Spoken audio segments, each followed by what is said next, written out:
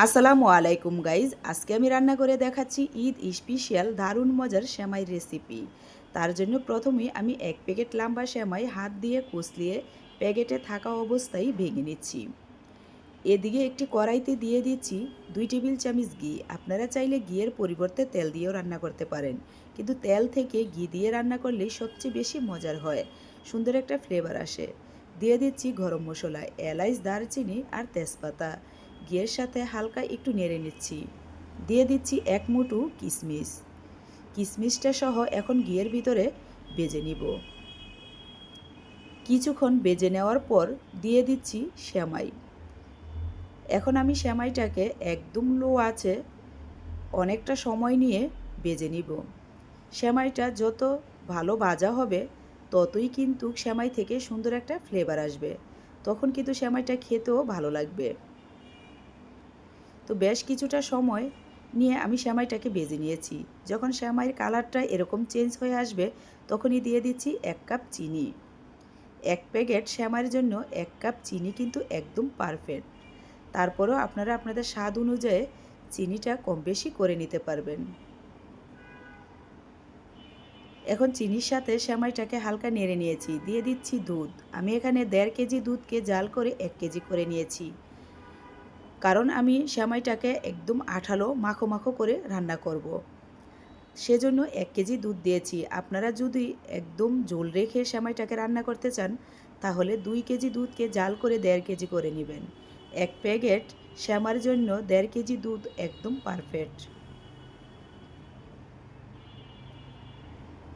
তো সেমাইটাকে ভালোভাবে দুধের সাথে মিশিয়ে নিচ্ছি। আর যে গরম মশলাগুলো দিয়েছিলাম সেগুলো এখন ফেলে দিচ্ছি।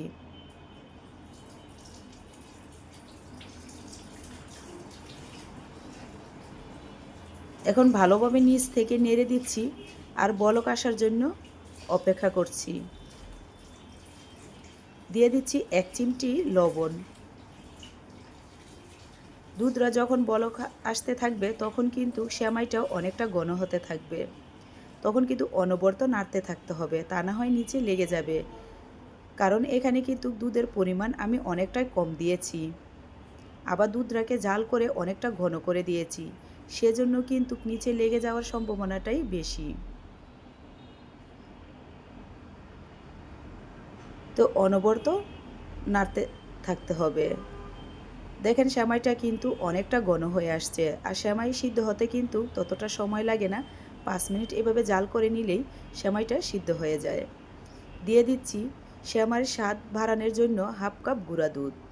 এই গুঁড়া দুধটা দিলে কিন্তু সেমাইয়ের স্বাদ অনেক গুণে বেড়ে যায়। আর গুঁড়া দুধটা দেওয়াতে ঝোলটাও কিন্তু অনেকটা আঠালো হয়ে যাবে, কারণ আমি সেমাইটাকে একদম আঠালো করেই রান্না করে নিচ্ছি। এখন ভালোভাবে সেমাইয়ের সাথে গুঁড়া দুধটা মিশিয়ে নিচ্ছি। আর গুঁড়া দুধটা ভালোভাবে মেশানো হলেই কিন্তু আমাদের রান্না একদম শেষ। এখন চুলাটা বন্ধ করে নিচ্ছি। বন্ধ করে এখন একটা সার্ভিং ডিশে নিয়ে নিচ্ছি। সেমাইটা খেতে অসম্ভব মজার হয়। আপনারা একবার হলেও এভাবে রান্না করে খেয়ে দেখুন, একদম স্বাদ মুখে লেগে থাকার মতো। অবশ্যই বাসায় রান্না করে খাবেন, আর কীরকম হয়েছে কমেন্টে জানাবেন। এখন আমি দিয়ে দিচ্ছি উপর থেকে মাওয়া। এখানে কিন্তু আমি আসলেই মাওয়া দিচ্ছি না, গুঁড়া দুধ ঘি দিয়ে মেখে দিচ্ছি, তাতে করে সুন্দর একটা ফ্লেভার আসবে। আপনারা চাইলে এখানে এই গুঁড়া দুধের পরিবর্তে বাদাম কুচিও ব্যবহার করতে পারেন। আমার কাছে গুঁড়া দুধটাই ভালো লাগে, তাই আমি গুঁড়া দুধটাই দিয়েছি। আপনারা আপনাদের পছন্দ মতো করে সাজিয়ে নেবেন। আশা করি আজকের রেসিপিটা আপনাদের অনেক ভালো লাগবে। যদি ভালো লেগে থাকে একটি লাইক, কমেন্ট আর সাবস্ক্রাইব করে পাশে থাকবেন। আজ এখানেই বিদায় নিচ্ছি। খোদা হাফেজ।